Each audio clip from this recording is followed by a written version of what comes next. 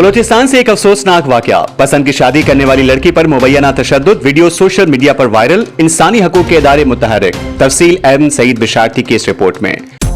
आज तक की वीडियोस देखने के लिए हमारा चैनल सब्सक्राइब कीजिए और बेल आइकन को क्लिक कीजिए ताकि आप हमारी आने वाली वीडियो से बाखबर रह सकें।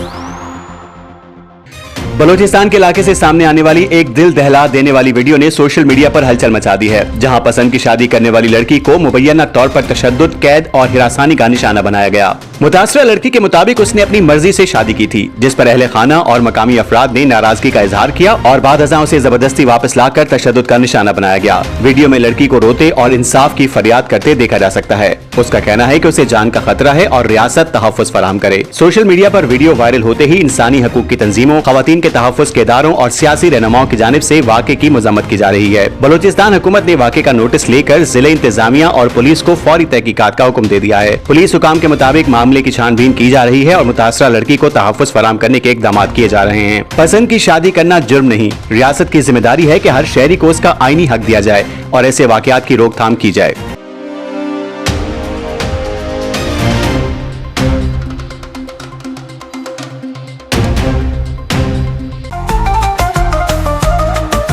आज तक न्यूज, खबर सच के साथ।